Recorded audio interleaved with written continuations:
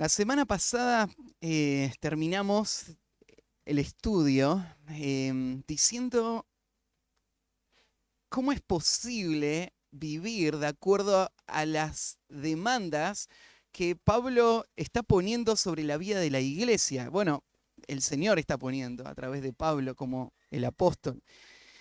Leíamos y venimos estudiando hace varias semanas lo que Dios espera de su pueblo.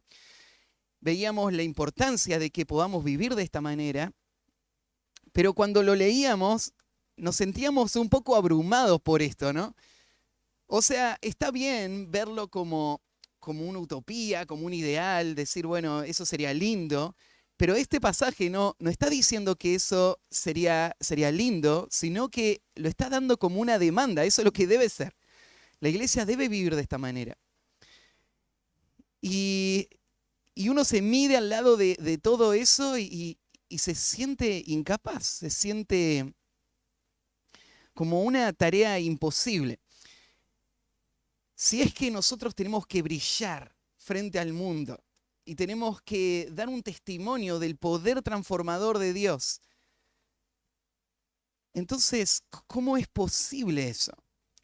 Cuando realmente miramos nuestra vida y vemos que todavía estamos cargados de muchos pecados que empañan, que distorsionan, que afectan a la vida del creyente.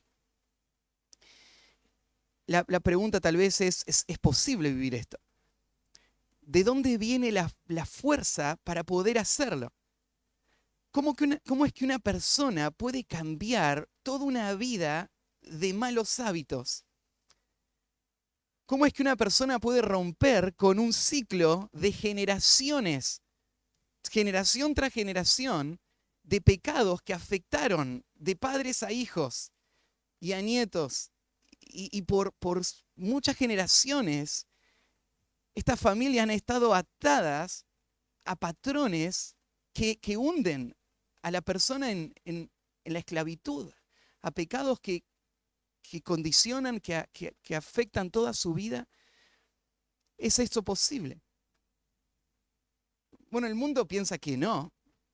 El mundo piensa que hay condiciones que no podrían cambiar. No hay esperanza. No hay respuestas. Tal vez intentan tratar de aliviar la situación, pero se sienten totalmente incapaces de cambiar el corazón. Y es verdad, el mundo no puede cambiar. La semana pasada terminábamos con esa pregunta: ¿cómo es posible? ¿Hay algún poder capaz de cambiar una vida por completo, como la de estos cretenses, ¿no? Con todo lo que ellos vivían, con la degradación en la que estaba esa sociedad, podían ellos salir de ese contexto y vivir una vida que adorne la doctrina del Evangelio. Podían hacerlo. Y tal vez otra pregunta: ¿debían hacerlo? O sea, ¿tenían que forzarse para poder vivir todas estas cosas? ¿O era suficiente con saber de que iban a ir al cielo? O sea, pensar, bueno, ya está, el Señor me salvó, me perdonó todos mis pecados, así que no hay ningún peligro, no hay ningún temor. Voy a ir al cielo después que muera. Así que la forma en la que vivo acá, bueno, hago mi mejor esfuerzo, trato de vivir como un creyente promedio, trato de que no se vean los pecados tan grandes en mi vida y bueno, al final del día voy a estar allá en la gloria y voy a disfrutar de todas las promesas del Señor. ¿Cómo debería ser la actitud de un creyente frente a todas estas demandas? Bueno, el pasaje de esta mañana va a responder a esas preguntas y va a responderlo con una sola palabra, y es gracia. La palabra gracia es la respuesta a todo esto que yo recién preguntaba. La respuesta al poder o al motor que impulsa la vida cristiana para arrancarla de todas esas prácticas pecaminosas y transformarla completamente en una vida que que alumbre, que ilumine este mundo. La explicación es gracia. La razón por la que hay que hacerlo. ¿Por qué forzarnos en vivir de esa manera? La respuesta es gracia. Es la gracia de Dios. Pero tenemos que sumergirnos con Pablo a este mundo de la gracia de Dios y entender todas las dimensiones de esa gracia para que esa gracia pueda servirnos a nosotros como un motor que nos empuje. Esto que vamos a leer ahora es la base doctrinal de todas las instrucciones prácticas que vimos antes. Primero Pablo nos habló de lo que debe ser la conducta y ahora nos va a mostrar cuál es la verdad que nos empuja a vivir de esta manera. Pero la doctrina no es algo teórico. Para Pablo acá la doctrina es un poder, la verdad que él nos va a explicar, es un poder que transforma la vida por completo.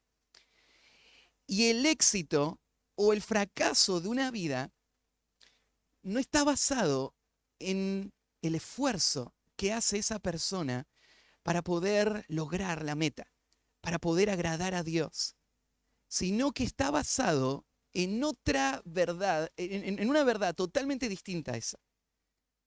Y es en lo que Dios hace para transformarnos. Y ese es el concepto de la gracia de Dios.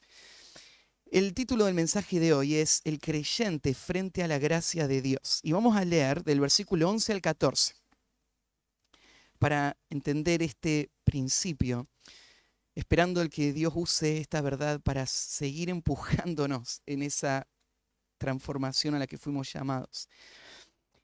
Dice el versículo 11, porque la gracia de Dios se ha manifestado para salvación a todos los hombres, enseñándonos que renunciando a la impiedad y a los deseos mundanos, vivamos en este siglo sobria, justa y piadosamente, aguardando la esperanza bienaventurada y la manifestación gloriosa de nuestro gran Dios y Salvador Jesucristo, quien se dio a sí mismo por nosotros, para redimirnos de toda iniquidad y purificar para sí un pueblo propio, celoso de buenas obras. La palabra gracia es la palabra más hermosa de todo nuestro vocabulario. Para Pablo es el corazón de toda su teología. Pablo habla de muchos principios y habla de muchos aspectos de la teología, pero no puede hablar de nada sin ver esta realidad de la gracia.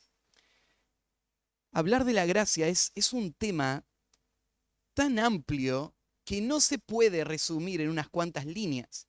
Pero en estos pocos versículos, Pablo va a darnos una imagen, un cuadro muy rico.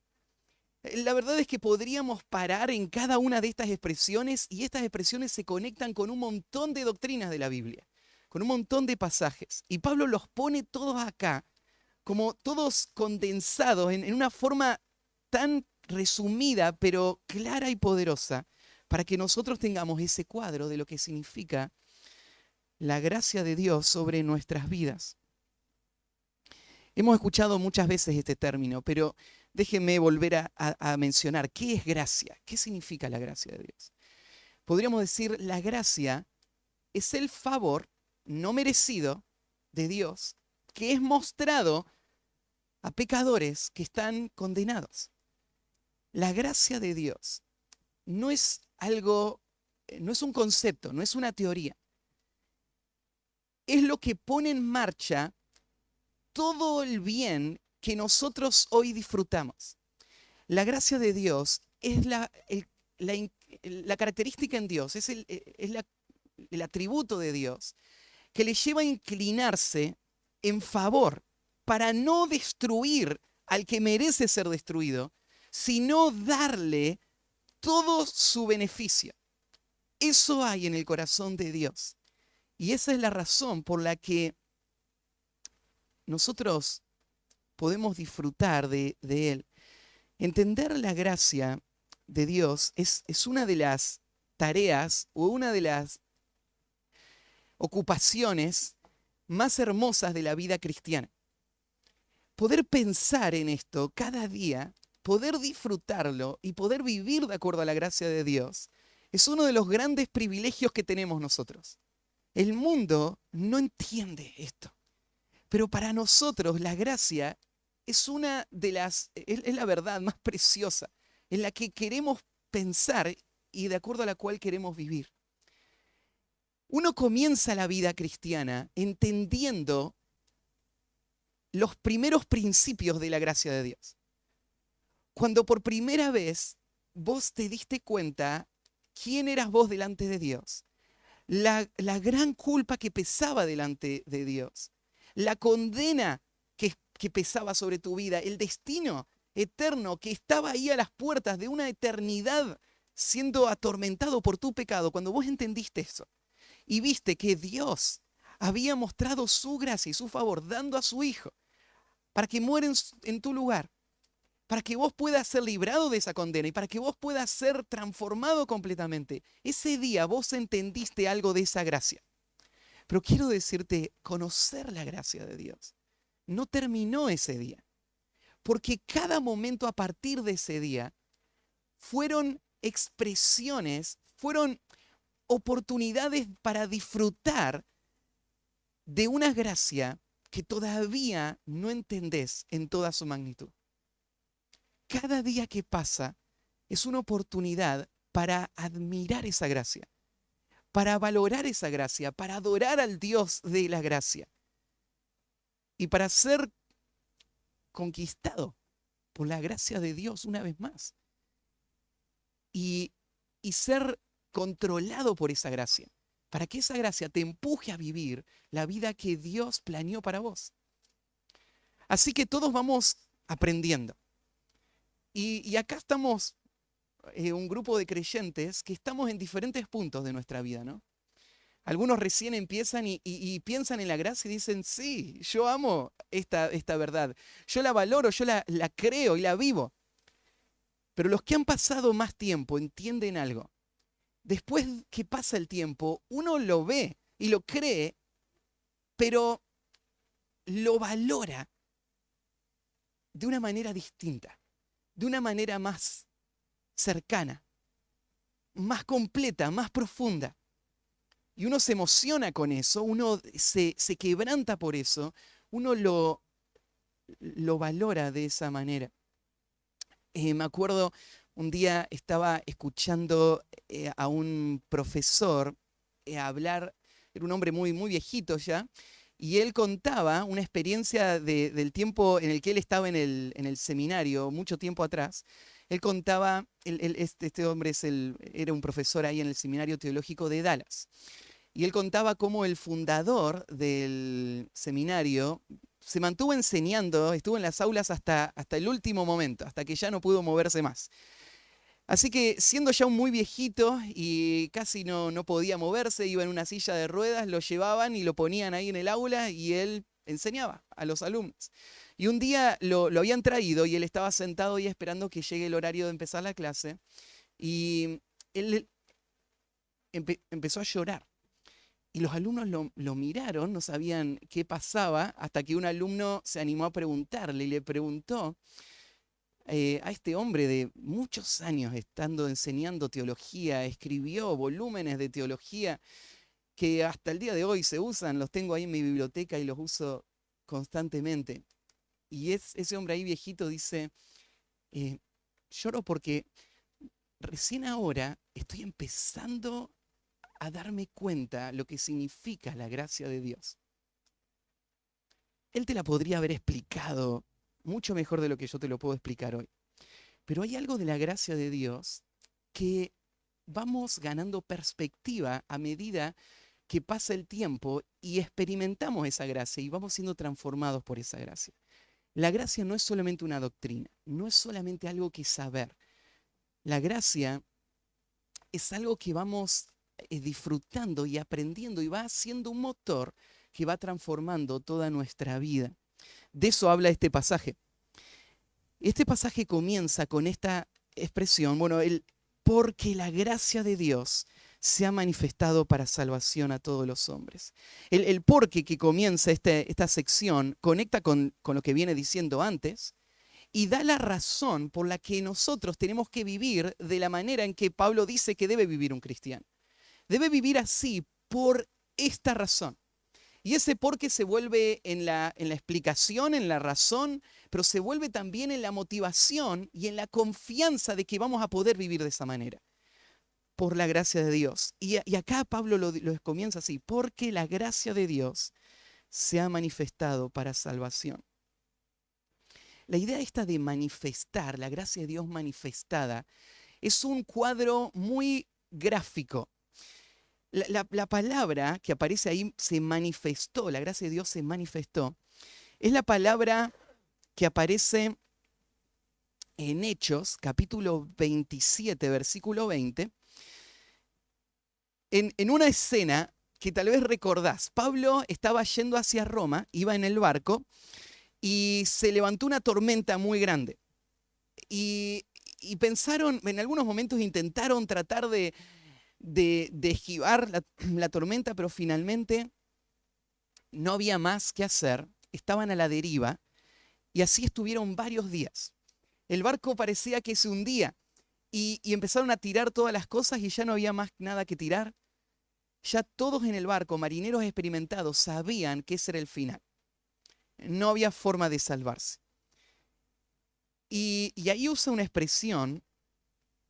El versículo 20 dice, y no apareciendo ni sol ni estrella por muchos días, y acosados por una tempestad no pequeña, ya habíamos perdido toda esperanza de salvarnos. Ponete en esa situación de oscuridad, de temor, de destrucción inminente, y el punto crítico es, hacía 7 días que no había, y ahí usa la palabra, aparecido ni sol ni estrella. No había aparecido. Esa palabra aparecido ahí es la misma palabra que usa Pablo acá en Tito. La idea de manifestarse es la idea de esa luz que va a brillar en medio de las tenebrosas tinieblas, de la destrucción inminente, del temor de la muerte. Amanece. Y esto es lo que Pablo está describiendo. La gracia de Dios apareció de esta manera. En un mundo oscuro, sumergido en la oscuridad y en la degradación moral, dirigiéndose hacia su destrucción inminente, de repente la gracia de Dios aparece como la aurora de la mañana que empieza a tirar esos rayos de luz. Eso es lo que está describiendo Pablo acá. ¿Y cuándo apareció? Bueno, Pablo usa una expresión acá cuando dice se ha manifestado para salvación, que da la idea de un evento, un momento, no solamente una disposición de Dios, sino un acto de Dios, que trajo ese rayo de luz en ese momento oscuro y que vino para salvar a todos los hombres. Pablo está haciendo referencia acá a Cristo y su encarnación. Está hablando de ese momento en la historia de la humanidad donde la gracia apareció. La gracia en Dios siempre existió, porque es parte de quien Él es. Pero en un momento en la historia humana se manifestó esa gracia. Esa gracia es la gracia salvífica. La palabra para salvación que tenemos acá nosotros en el texto griego es un adjetivo, es una descripción de esa gracia, es la gracia salvífica, la gracia que salva, la gracia que tiene como característica propia la capacidad de salvar y la intención de salvar. La gracia salvadora es la que se manifestó. Eso es Cristo. Esa es la obra de Cristo. Es gracia salvadora. ¿Qué es salvar? Bueno, salvar, ahí te estaba describiendo un cuadro, ¿no? Se usa muchas veces esta palabra para hablar de una situación de la que va a ser rescatada una persona. La gracia salvadora, mira, para que vos entiendas lo preciosa que es esta palabra, lo valiosa que es esta verdad, la doctrina de la gracia, tenés primero que entender la condición en la que el hombre está, la condición en la que nosotros estábamos antes de Cristo, para entender lo valioso que fue ese momento en la historia humana y en nuestra vida personal. ¿Por qué salvar? Bueno, salvar porque eso es lo que necesitábamos desesperadamente. Salvar porque nuestro pecado nos esclavizaba, nos condenaba. Nuestro pecado nos hacía ajenos al bien más preciado de esta creación, que es la persona de Dios. Estábamos destituidos de la gloria de Dios. Estábamos bajo su ira. Estábamos a punto de ser destruidos por Dios. La Biblia habla de esa ira en muchos pasajes. Y la gracia salvadora es la gracia que nos salva de Dios mismo, de su condena sobre el pecado, de su santidad que destruye el pecado. Pero a la vez es su gracia la que interviene para poder salvar, para poder librar. La gracia salvadora se ha manifestado a todos los hombres. Qué valiosas son cada una de estas expresiones. Porque ¿quién es digno de ser salvado por Dios? Nadie es digno de ser salvado por Dios. Todos estamos en la misma condición frente a Él. Y por eso la gracia, cuando se manifiesta sin distinción. Porque no depende del hombre, no depende de lo que el hombre es o lo que el hombre hace, sino que depende de lo que Dios es. Y entonces Dios se muestra así, porque Él es así. Entonces esa gracia puede alcanzar a cualquier clase de hombre.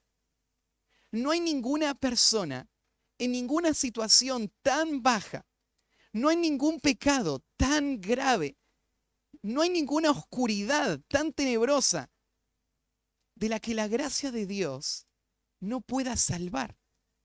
Porque esa gracia se manifestó a todos los hombres sin excepción. Y no solamente a toda clase de hombres, sino a todos los hombres en su totalidad.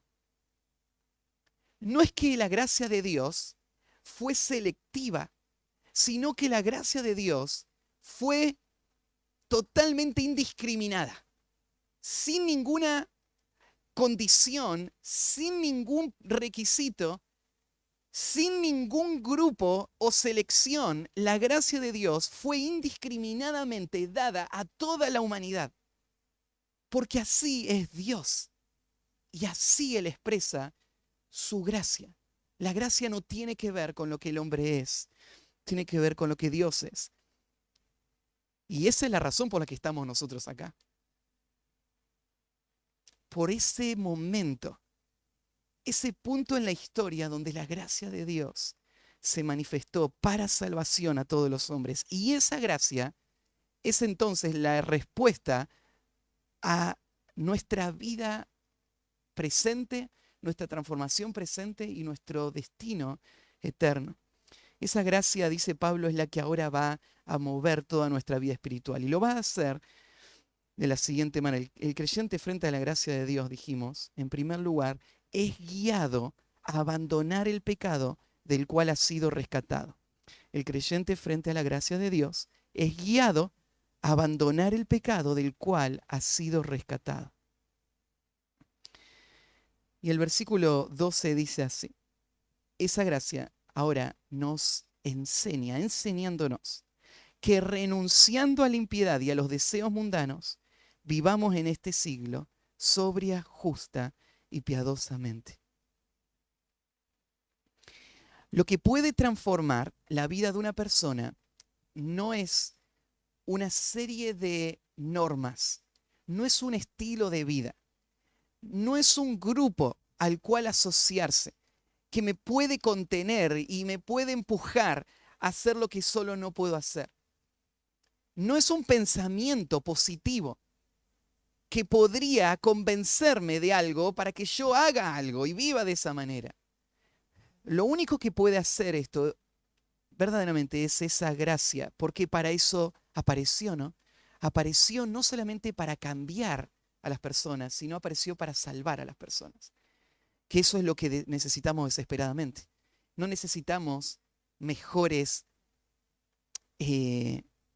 hombres, mujeres, jóvenes. Lo que necesitamos son hombres, mujeres, jóvenes salvados, que lo muestren en su vida práctica. Pero esa gracia, entonces, lo que va a hacer es volverse en un maestro. La palabra ahí, enseñándonos, es la palabra que significa instruir, educar, o tal vez aún más, disciplinar. O sea, llevar a una conducta disciplinada y específica. Es la gracia de Dios la que obra en los corazones, llevando a las personas a esa transformación que Dios busca para la vida de las personas. Se vuelve como un maestro interno.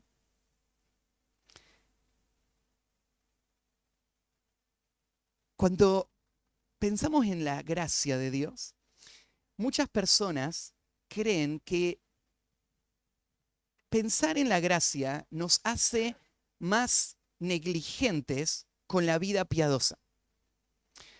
Yo les he contado esa charla con un pastor hace mucho tiempo, cuando era jovencito, que me decía, yo sé que la salvación no se pierde, pero si le digo a la gente que no se pierde, van a querer vivir una vida perdida en el pecado. La gente se va a sentir segura y entonces no van a tener ninguna motivación para vivir una vida santa. La motivación es el temor al infierno. Pero la salvación no es solamente escapar del infierno, ¿no? Cuando una persona entiende la salvación, sabe que esto no significa solamente un pase libre para poder entrar al cielo y no tener que ir al infierno. La salvación es la salvación del pecado y de todo lo que el pecado hace en nuestras vidas. La persona que entendió verdaderamente la salvación entiende que el enemigo que fue destruido es el pecado. Para librarnos entonces de la muerte y de la condena de ese pecado. Y él odia el pecado. Él quiere ser librado del pecado y por eso él sabe esto. Fue la gracia de Dios la que hizo posible que yo escape del pecado. Y la pregunta es, ¿cómo voy a vivir de vuelta en el pecado del cual fui libertado? La gracia me enseña. La gracia me lleva en este camino de transformación. Cuando una persona entendió la gracia, fue transformada, fue hecha una nueva criatura y ahora esa nueva naturaleza es una naturaleza santa. Y esa nueva naturaleza entiende para qué fue salvada. Y por eso ese pensamiento de la gracia no nos hace negligentes. Hoy en día hay muchos errores que afectan la vida del creyente en el mundo evangélico, ¿no? Uno de estos, yo se los he mencionado antes, es el concepto de la hipergracia. La gracia es una doctrina bíblica, pero hay cristianos que llevan la gracia a un lugar donde distorsionan todo el evangelio. Las personas estas de la hipergracia te dicen, por ejemplo, mira, si vos hace 30 años atrás dijiste que ibas a seguir a Cristo, aunque hoy no tengas ninguna intención de seguirlo y vivas una vida totalmente entregada al pecado, no te preocupes, vos sos salvo por gracia y no por lo que haces. Entonces, vos vas a ir al cielo. La hipergracia lo que distorsiona es el significado real de lo que es salvación. Salvación no es solamente una garantía eterna, sino que es una realidad presente. es una obra de transformación de la vida que va librando progresivamente a una persona del pecado y que garantiza que esa transformación se va a completar y que va a haber una salvación final y absoluta y completa. La hipergracia le dice a personas, miren, no se esfuercen tanto contra el pecado, o sea, parecen legalistas. Si estás todo el tiempo hablando de pecado y de cómo luchar con el pecado, no puedes disfrutar de la gracia de Dios. Entonces relájate. Dios te ama tal como sos. Y sí, es verdad, Dios te ama, pero Dios no te ama y te deja tal como sos. Dios te transforma, ¿no? En lo que Él es. La gracia no es una razón para relajar la vida espiritual, porque la verdadera gracia, no la falsa gracia, no el concepto distorsionado de la gracia, sino la gracia bíblica, nos enseña a que, renunciando a la impiedad y a los deseos mundanos, vivamos en este siglo sobria, justa y piadosamente. La palabra renunciar es una palabra que significa decir no, es un rechazo verbal, oral,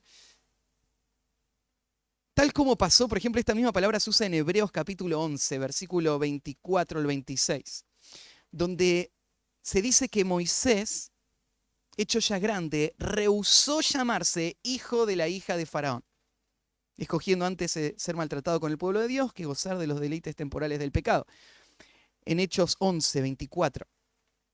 Lo que ahí se dice de Moisés, este rechazo, es la idea, ¿no es cierto? Él tuvo una vida, una clase de vida, que tenía ciertos beneficios, tenía ciertas ventajas. Él era el príncipe de Egipto, el hijo de la hija de Faraón. Pero él un día va a decir no a todo eso para poder abrazar los vituperios de Cristo. O sea, el maltrato que implicaba que Cristo pueda venir y cumplir sus propósitos. Él abraza eso, porque pareció para él más valioso eso que todos los tesoros de los egipcios. Mira, la gracia de Dios, lo primero que hace es te cambia tu forma de ver tu vieja vida. La vieja vida no es algo ya que vos tratás de mantener lo más posible. Y tratás de negociar la vida cristiana para que no interrumpa tanto tus viejos hábitos, tus viejos deseos, tus metas y tus intereses. Lo que hace la gracia de Dios es te lleva a un rechazo, a un abandono, a una actitud que va a llevar a un montón de decisiones, a una conducta. Renunciar. La forma en la que lo expresa dice renunciar a la impiedad. Eso era lo que era nuestra vida antes de Cristo. Toda nuestra vida antes de Cristo era impiedad. La palabra impiedad tiene que ver, bueno, piedad significa vivir en temor reverente a Dios y obedeciéndole. Impiedad es lo contrario. Impiedad es vivir una vida independiente a Dios, haciendo la mía. Eso era nuestra vida antes. Lo que ahora nosotros hacemos es renunciar a la impiedad. Tal vez alguno puede pensar, bueno, pero antes de Cristo, yo no era una persona tan terrible, yo era un religioso bastante coherente. Yo vivía y me esforzaba para hacer las cosas que me decían para hacer, así que no había tanta impiedad, ¿no? Pero el punto es este, aún la vida religiosa es impiedad a los ojos de Dios, si no es el resultado de la gracia. Porque, ¿qué es la vida religiosa? Bueno, sin la gracia, sin el evangelio verdadero, la vida religiosa es mi intento de lograr mis propios sentidos de justicia, lograr mi propia reputación, lograr mis propios beneficios espirituales haciendo todas estas cosas. No lo estoy haciendo para Dios, no hay temor reverente a Dios, ni hay una obediencia real a Dios. Es una vida impía disfrazada de religiosidad. Sin Cristo todo es impiedad. Cada cosa que pensamos, dijimos e hicimos antes de Cristo, todo fue impiedad.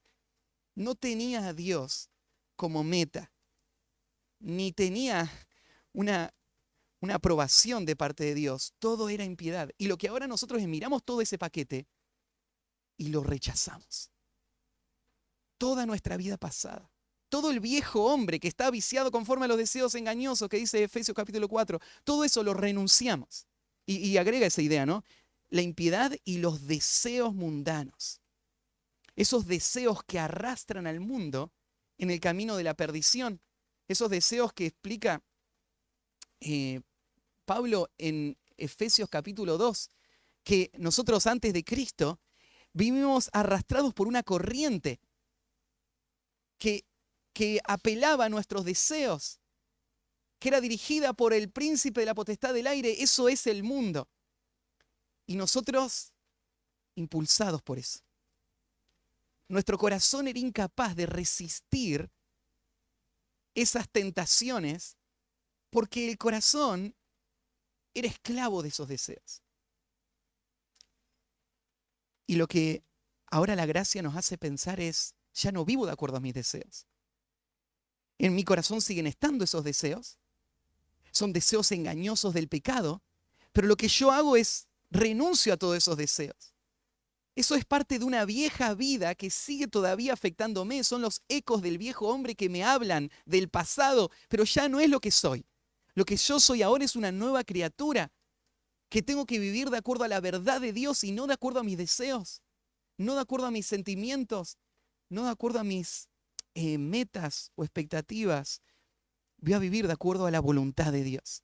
Entonces, cuando uno entiende la gracia de Dios, lo que hace es renuncia a esos deseos y usa la expresión mundanos. Y acá tal vez viene a tu mente primera de Juan, capítulo 2. No améis al mundo ni las cosas que están en el mundo. Todo lo que hay en el mundo no proviene del Padre, sino del mundo. Los deseos de la carne, los deseos de los ojos, la vanagloria de la vida.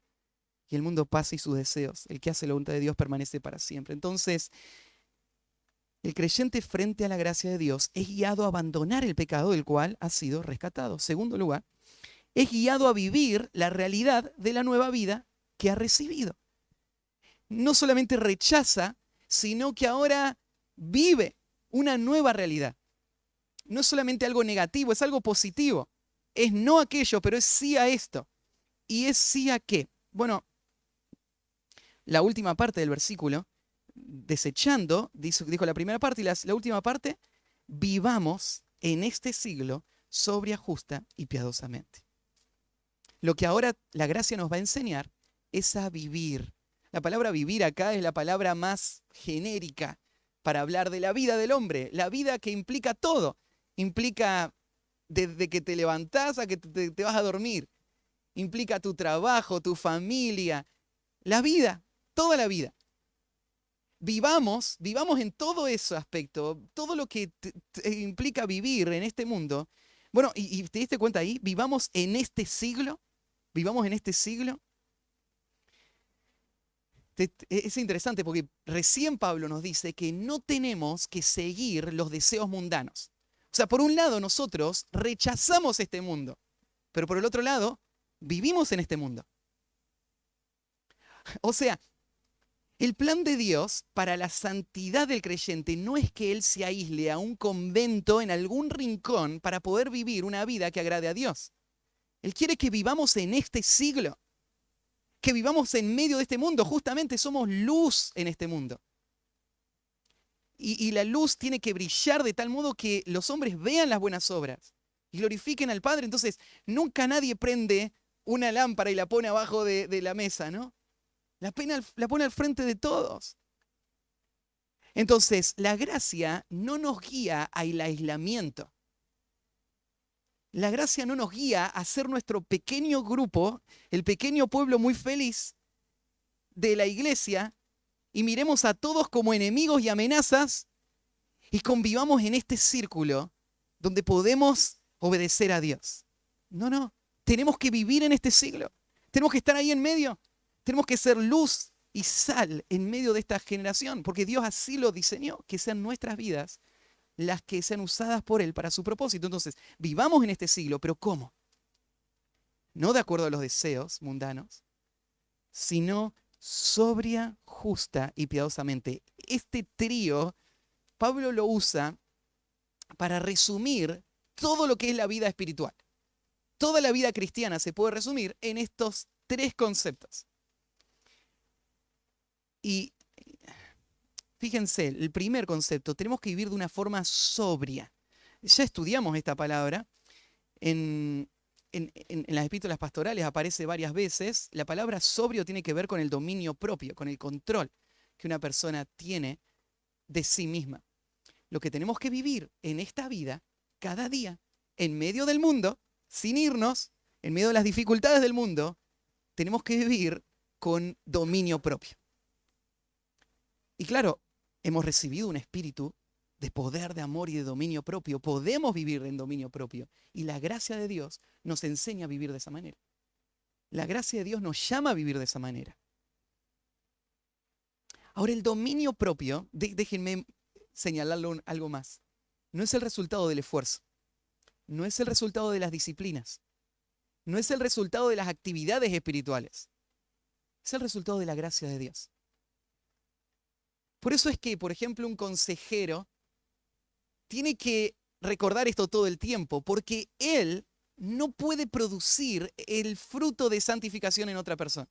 Él no puede ayudar a otra persona o no puede causar que otra persona no esté entregada a su pecado. Esto es la obra que Dios hace en el corazón. En nuestra propia vida, nosotros hacemos muchas cosas que Dios nos llama a hacer. Nosotros confesamos nuestros pecados. Nosotros meditamos en la palabra. Nosotros oramos. Nosotros vivimos en comunión con la iglesia. Pero no hacemos todo eso como una ecuación matemática. Si yo hago esto, esto me hace poder dominar el pecado. Porque el pecado no es el resultado de eso. El dominio sobre el pecado es el resultado de la gracia de Dios, que lo hizo posible el día que me convertí y que lo sigue haciendo posible, obrando en mi corazón, produciendo el querer como el hacer por su buena voluntad. Entonces, es la gracia de Dios. Pero por la gracia de Dios, vamos a vivir en este mundo de una forma sobria. Por la gracia de Dios lo vamos a hacer. No por nuestro mérito. Sobria, en segundo lugar, entonces sobria tiene que ver con tu relación con vos mismo. Vos te dominás a vos mismo. ¿Sí? La palabra justa tiene que ver con tu relación con otros. Porque tiene que ver con vivir en una forma que agrade a Dios en medio de las relaciones con otras personas. En todo lo que hago, siguiendo la ley de Dios, una forma justa, de acuerdo a la justicia de Dios. Voy a vivir cada día. Y eso es lo que me enseña la gracia. A no negociar con el pecado. A no solamente poner un estándar humano de cómo debo vivir, sino poner el estándar divino, justicia. Eso es lo que tengo que hacer. En toda mi manera de vivir, vivir de acuerdo a la justicia de Dios.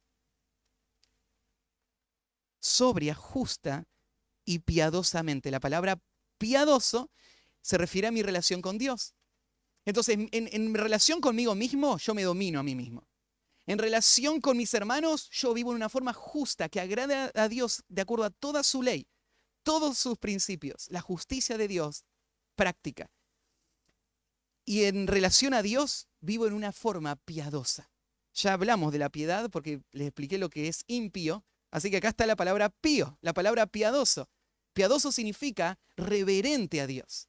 Significa que voy a vivir no solamente como un religioso cumpliendo reglas, sino que voy a vivir como una persona que camina en la presencia de Dios todo el tiempo. Voy a vivir con temor reverente a Dios. Voy a vivir no queriendo ofender a Dios, desagradarle a Él, sino queriendo hacer todo lo que a Él le gusta. Porque Él es nuestro Dios. Vivimos de una forma temerosa a Él, en una forma piadosa. Eso es lo que hace la gracia. Es el resultado de la gracia.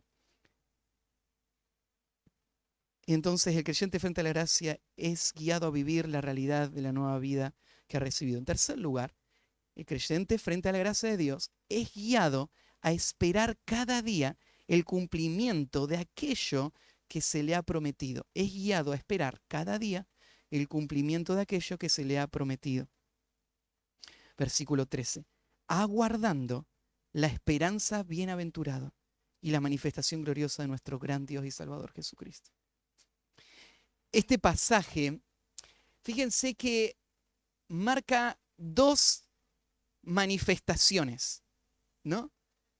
en el versículo 11, mira hacia atrás. La gracia de Dios se ha manifestado para salvación a todos los hombres. Allá Cristo apareció y fue la luz que trajo salvación al mundo. Pero todavía no se terminó el plan de Dios. Todavía hay algo en el futuro que estamos esperando. ¿Y qué estamos esperando? Que Él vuelva. Él va a volver, Él va a aparecer una vez más. Y usa esa misma palabra, la manifestación, usa, ¿no? La misma palabra. Entonces, la gracia hace que el corazón esté en expectativa. Porque la gracia verdadera, no la gracia barata y falsa, la gracia verdadera me enseñó que salvación es todo. Es lo que pasó, es lo que pasa y es lo que va a pasar. Salvación es todo ese paquete. Así que yo no solamente pienso, no voy a ir al infierno y ahora estoy seguro, sino que ahora estoy anhelando que el Señor complete la obra que comenzó. Y que aparezca el Señor, que va a ser el indicador de la culminación, que se va a completar todas las promesas que el Señor nos hizo. Cuando el Señor aparezca en Él, se va a completar todo. La palabra guardar ahí tiene la idea no solamente de una expectativa, sino de una urgencia. El sentido de que hay algo que está por pasar, algo inminente. No es solamente que el creyente sabe que un día va a venir el Señor, sino que verdaderamente lo espera. Su corazón lo espera. Su vida está acomodada para recibirlo. La esperanza es más que solamente una doctrina. Es esta disposición, es esta urgencia, es este deseo ferviente. Lo estuvimos viendo en Pedro, ¿no? Cuando estábamos haciendo el devocional. ¿Qué dice Pedro ahí? Bueno, aguardando, o la expresión que usa Pedro, ¿cómo no debes andar? Esperando y apresurándoos para la venida del Señor. Lo dice en 2 de Pedro 3, versículo 13, que estudiamos la otra semana. Dice, pero nosotros esperamos, según sus promesas, cielos nuevos y tierras nuevas en los cuales mora la justicia. Y la idea de esperar ahí, tal vez lo vieron, aparece en otros pasajes donde, por ejemplo, hay un hombre lisiado tirado a la puerta del templo y pasan estos hombres y les pide dinero. Y estaba ahí esperando que le den algo. La idea de esperar es él necesita este dinero. Él está mirando la mano de esta persona, a ver, tal vez me lo va a dar, ansiando que se lo den. Y dispuesto, ni bien saca la mano, ¿no es cierto? Lo va a agarrar, está ahí, está esperando que se lo dé. Y esta es la idea, la misma palabra que aparece ahí. Nosotros estamos con esa actitud, como ese lisiado esperando. Pero esperamos algo mucho más valioso y glorioso, ¿no? Si este hombre lo esperaba, ¿cuánto más nosotros no tenemos que esperar, ¿no? Esperar al Señor, esperar sabiendo de que viene, no dudándolo, no en la incertidumbre, sino en la certeza. ¿Y qué es lo que esperamos? Bueno, esperamos algo mucho más glorioso, les decía recién, mira la palabra que usa, la esperanza bienaventurada. La palabra bienaventurado es súper feliz. La esperanza súper feliz. O sea, la esperanza que nos va a hacer súper felices, que nos hace súper felices esperarlo, pero que vamos a ser súper felices cuando lo tengamos. La súper felicidad estamos esperando.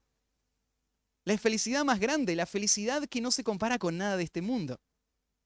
Por eso el creyente nunca está satisfecho con nada. Todo parece insípido al lado de la esperanza bienaventurada, de la esperanza súper feliz. Eso es lo que la gracia obró en el creyente. Eso es lo que él realmente anhela y mueve todo lo que él va a hacer. Claro, muchos pasajes en el Nuevo Testamento muestran que cuando un creyente está expectante, eso cambia la forma en la que él vive. En 1 de Juan, capítulo 3, Dice que todo aquel que tiene esta esperanza se purifica a sí mismo, así como Él es puro. Claro, si el Señor viene en cualquier momento no me puede encontrar de cualquier manera, ¿no? Me tiene que encontrar listo, me tiene que encontrar santo. Imagínate si me encuentra con el celular donde estoy. Imagínate si me encuentra con mi familia como la tengo. Imagínate si me encuentra en el trabajo haciendo lo que hago. No, no, si el Señor viene en cualquier momento, vivo una vida santa en todo aspecto de vivir. Estoy esperando, viene, el Señor viene y quiero que me encuentre honrándolo a Él. Como esas vírgenes, ¿no es cierto?, que estaban listas esperándolo. Esa es la esperanza de nuestro esposo llega. Deseamos el momento que llegue, estamos listos esperándolo, ¿no es cierto?, para ese momento. Y ahí usa, ¿no es cierto?, la manifestación gloriosa. De nuevo, otra expresión para mostrarnos la magnitud de la bienaventuranza y la gloria que eso va a tener. O sea, la luz viene. Y cuando venga esa luz, va a opacar todas las demás luces que este mundo presenta como atractivas. Esa es la verdadera gloria. Ese es lo verdaderamente valioso y precioso. Esperamos la llegada del Señor. Y fíjate los títulos que va a dar al final. La esperanza bienaventurada y la manifestación gloriosa de nuestro gran Dios y Salvador Jesucristo.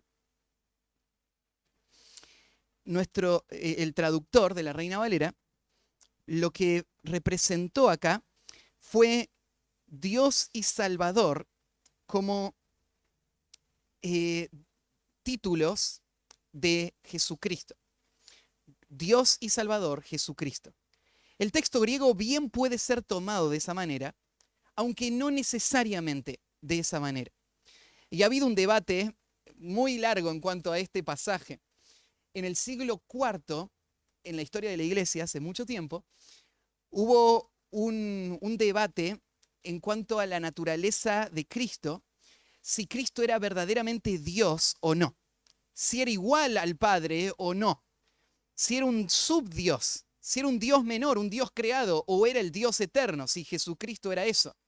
¿Y cómo puede ser Jesús y Dios el Padre Dios y a la vez un solo Dios? Y había un grupo que se llamaban los arianos, siguiendo a un hombre llamado Ario, que agarraban este pasaje y mostraban que en este pasaje realmente no está hablando de Jesucristo como el gran Dios, sino que está mostrando a dos personas. Y si vos mirás la construcción gramatical del pasaje, bien puede ser defendido ese punto. Por el otro lado, los antiarianos combatían y decían, no, este pasaje sí o sí tiene que demostrar que los dos conceptos se refieren a Jesucristo. Ahora, sea cual sea la forma gramatical en la que vos lo tomes, las dos maneras muestran a Jesucristo como Dios. Porque aún tomando a dos personas, si vos dirías, la forma de leerlo sería así: la manifestación gloriosa de nuestro gran Dios y de el Señor, del Salvador Jesucristo. Si vos lo tomarías de esa manera, como que son dos personas, la unión de estos dos pone a Jesucristo a la par de este gran Dios, no como subordinándolo, sino poniéndolo en la misma escala. Entonces, sea como sea que lo tomes, el principio es el mismo. Jesús es Dios. Y la expresión, ¿no es cierto?, que se usa ahí, nuestro gran Dios y Salvador Jesucristo. Resaltando el poder, la majestad y la capacidad de Dios de hacer la obra que Él se dispuso a hacer. Y a Jesús como el que culmina la obra de salvación. Entonces, el creyente frente a la gracia de Dios es guiado a esperar cada día el cumplimiento de aquello que le ha sido prometido. El último punto. El creyente frente a la gracia de Dios es guiado a ocupar su tiempo en aquello para lo cual fue salvado. El creyente frente a la gracia de Dios es guiado a ocupar su tiempo en aquello para lo cual fue salvado. Y ahora va a ser una referencia a Cristo con esa palabrita quién, quien se dio a sí mismo por nosotros, para redimirnos de toda iniquidad y purificar para sí un pueblo propio, celoso de buenas obras. Este último versículo va a apuntar al propósito de esa obra de salvación que la gracia está impulsando. Y comienza este último versículo volviendo a hacer referencia a lo que Jesús hizo. Ese día que se manifestó la gracia de Dios para salvación a todos los hombres, ¿qué es lo que pasó? Mirá, dice el versículo 14, quien se dio a sí mismo por nosotros. ¿Vos entendés el valor, el impacto de estas palabras? Él se dio a sí mismo. O sea, ese gran Dios del que acaba de hablar, ese Dios eterno, sublime, a quien para cual todo existe, ese Dios dio. ¿Pero qué dio? No nos dio algo, se dio a Él mismo.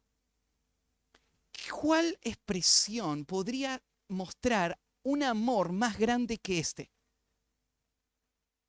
Cualquier hombre rico puede dar grandes riquezas y no ser amor, pero darte a vos mismo, esta es la muestra de lo que impulsó todo. Este amor asombroso del Dios que se entrega a Él mismo. Él se dio a sí mismo por nosotros. Por nosotros. Ahí estás vos. Ese por nosotros muestra el objetivo que Dios tenía en esa obra redentiva. La palabrita por ahí es una palabra que en español podría significar a favor nuestro o en lugar nuestro. La palabra en griego no tiene ninguna posibilidad, ningún margen. Lo que la palabra significa es se dio en lugar nuestro. La idea es que no solamente se dio para pagar la deuda, sino que se dio en el lugar que nos correspondía a nosotros. Eso es lo que nosotros decimos cuando mostramos a una persona la imagen de la cruz y le decimos, ahí tenías que estar vos. Eso se basa en este texto, entre otros, que muestran este hecho. La obra de Cristo fue una obra sustituta.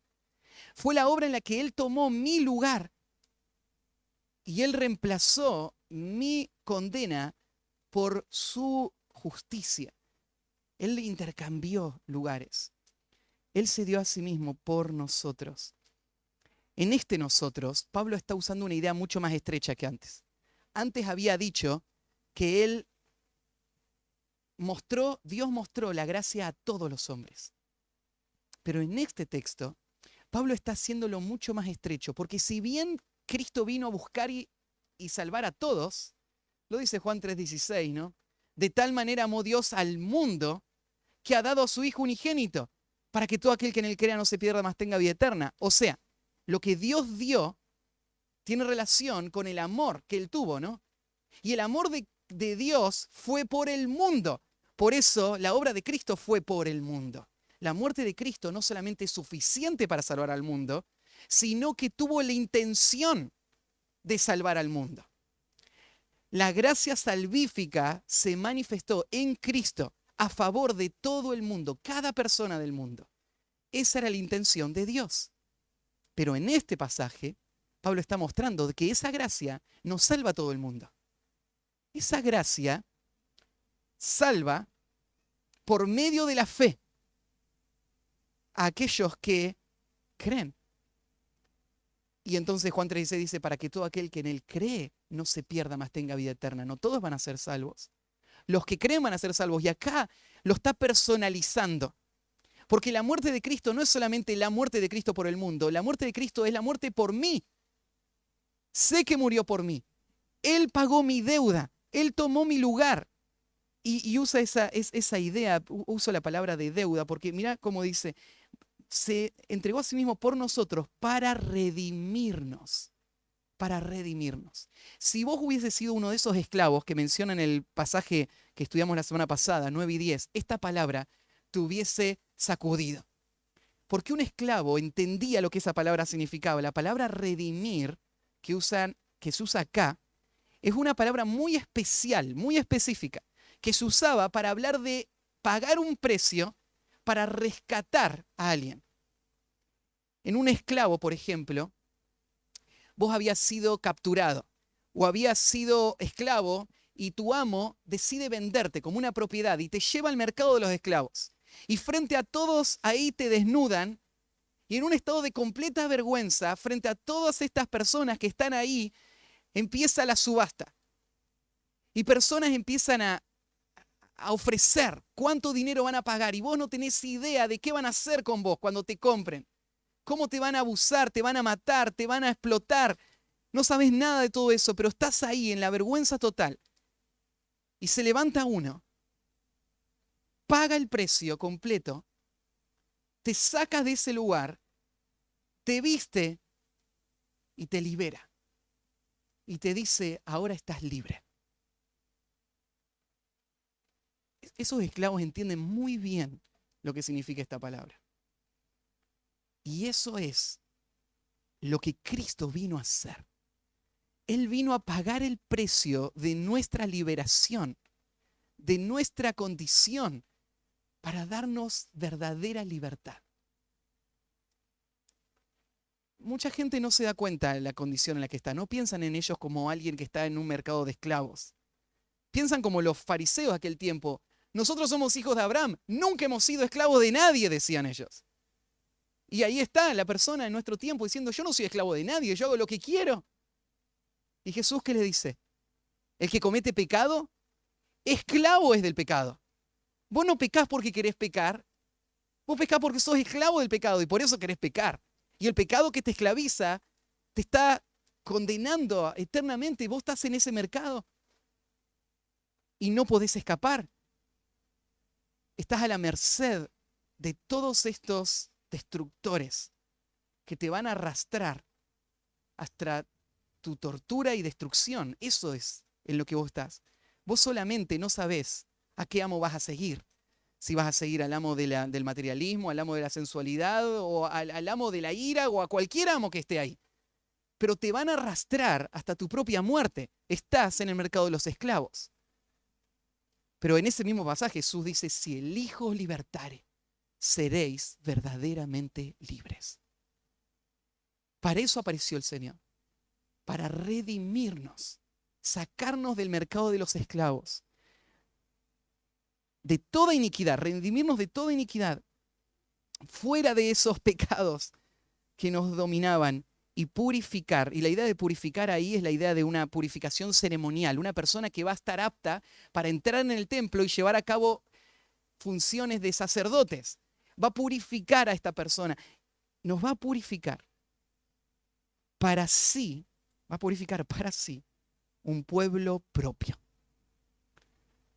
Esta es la gran posesión del Señor, por la cual Él pagó un gran precio y ahora le pertenece, es suya, es su pueblo, es propio. Y este pueblo propio es un pueblo celoso de buenas obras. Este es el fin de todo, ¿no? A esto se dirige en la obra de redención. Porque, ¿te acordás cuando estábamos las semanas anteriores hablando de lo importante que es que vivamos una vida que adorne el Evangelio? Ahora esta semana Pablo nos está diciendo, bueno, el motor que impulsa todo eso es la gracia de Dios, que va obrando de esta manera y nos lleva a este fin, a vivir una vida celosa por las buenas obras, que cumple lo que antes se había descrito. En cualquier edad en la que estés, en cualquier lugar en donde el Señor te haya colocado, una vida totalmente consagrada a Él. Eso es para lo cual fuiste salvado. Un cristiano o una persona que se dice cristiana y no vive con toda su energía y todas sus fuerzas para la gloria de Dios, es un cristiano o es algo inconsistente. Porque de esto se trata la salvación. La salvación no se trata de vos, se trata del Señor y sus propósitos. Y en ese propósito está convertirte en un instrumento útil y en usarte para su gloria. Entonces, ¿qué es lo que debería haber en el corazón de un cristiano? Debería haber celo. Celo. ¿Qué significa celo? Bueno, ahí en Gálatas, Pablo cuenta cómo era él antes de su conversión. Y él explica ahí en Gálatas capítulo 1, versículo 4. Dice, y en el judaísmo aventajaba a muchos de mis compañeros en mi nación, siendo mucho más celoso de las tradiciones de mis padres. ¿Qué significa celo? Bueno, antes de conocer a Cristo, Pablo era un hombre con mucho celo. ¿Qué era esto? Bueno, él abrazó una causa, creía en esa causa, iba a morir por esa causa, se entregó con todas las energías a esa causa. Y esto le llevó adelante, ¿no? No había nadie con tanto celo como Pablo, por eso no hay nadie que llegó hasta donde él llegó. Así era antes. Y ahora pasa a ser un hombre tibio, indiferente, superficial, a media máquina. No. Él ahora tiene celo, pero por una nueva causa. Tiene celo por la verdad, porque él cree que la gente realmente está perdida, él cree que Jesús murió por ellos, él cree que él fue enviado a eso. Entonces él lo cree de verdad. ¿Cómo surge el celo en el corazón de una persona? Bueno, tiene que haber cosas que él cree. No solo las sabe, las cree, las abraza con todo su corazón. Y no solamente cree que son verdad, sino que él se siente comprometido a esta verdad. Yo tengo que hacer algo. Soy yo el que tiene que dar un paso. Soy yo el que tiene que sacrificar. Soy yo el que tiene que avanzar. La gente del mundo muestra celo por muchas cosas. ¿Vos entendés lo que es tener celo? Ahora Pablo está diciendo que vos fuiste salvado para tener celo. Celo por las buenas obras. ¿Cuánto tenemos que aprender todavía como creyentes lo que significa vivir una vida de esta manera? ¿Cuánto tenemos que aprender de muchos de los hombres del pasado? ¿Se acuerdan las 2 semanas anteriores que mencionamos algunos de estos entregados a la obra del Señor? El otro día estaba leyendo una cita, o escuchando una cita de Spurgeon, no la recuerdo textualmente, pero algo así decía Spurgeon. Decía, muchas veces los cristianos, cuando ven a esos héroes del pasado, los miran como un grupo de turistas mirarían a un león enjaulado. Lo miran a lo lejos y se asombran del poder de ese león, pero de ninguna manera lo querrían tener cerca. Vos mirás a esos grandes héroes y decís, qué bárbaro todo lo que hicieron, ¿no? Pero si esos héroes estarían acá en nuestra iglesia, si Juan Wesley estaría acá en nuestra iglesia, lo que hablábamos la vez pasada, ¿no? De cómo él vivía su vida cristiana, la rigurosidad, ¿sabes lo que haría? Te haría sentir muy incómodo. Tan incómodo que tal vez vos lo que empezarías es a resentirte con Juan Wesley, ¿no? Y empezar a tratarlo como un legalista, extremista. ¿Qué hace tanto? No, es una locura. A lo lejos se ve atractivo, pero de cerca no lo queremos. No queremos vivir la vida de estos hombres.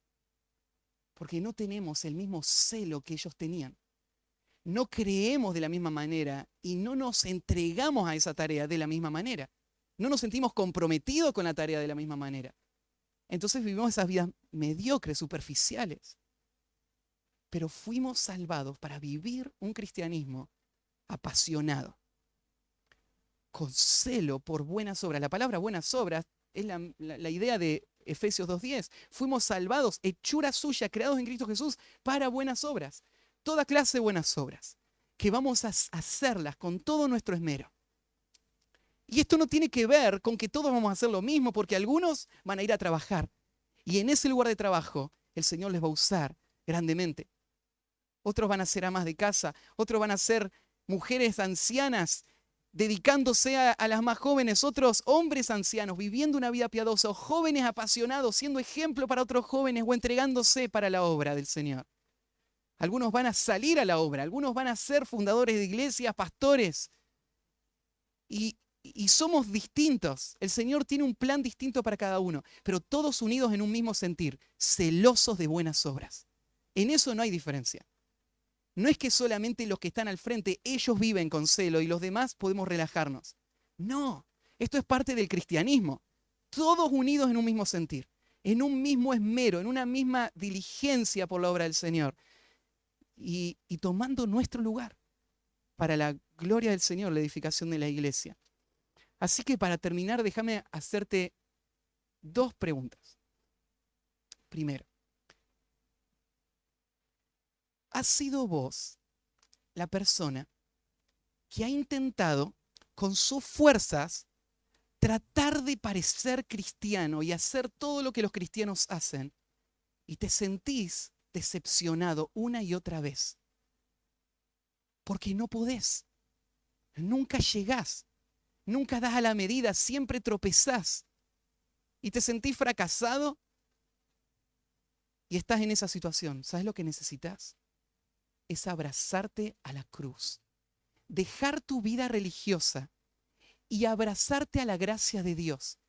Porque lo que te salva no es tu esfuerzo, sino que es lo que Cristo hizo en esa cruz. La gracia de Dios se manifestó para salvarte a vos, para rescatarte a vos, para sacarte de ese mercado de los esclavos a vos. Y es su gracia y lo que vos tenés que hacer, que es entregarte esa gracia. Lo que vos tenés que hacer, lo que dice Romanos 10. No digas en tu corazón, ¿quién subirá a los cielos? ¿O quién bajará hasta el abismo? No, cerca de ti está la palabra.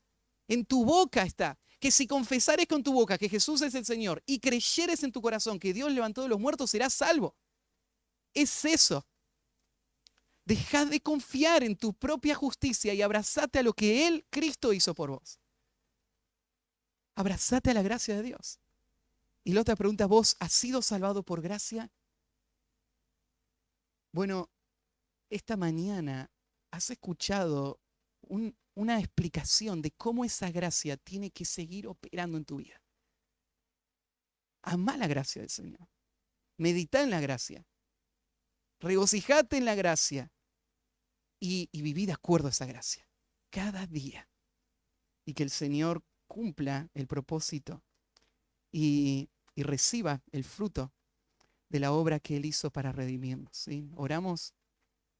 Padre, gracias por tu palabra. Gracias, Señor, por esa gracia asombrosa, incomprensible para nosotros.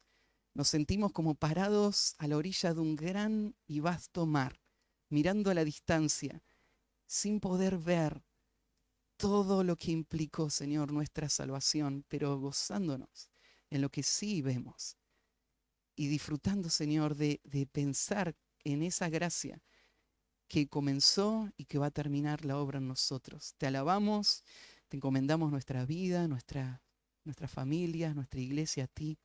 Produce, Señor, a nosotros el querer y el hacer por tu buena voluntad y muestra tu gloria en medio nuestro de esta manera. En el nombre de Cristo Jesús. Amén.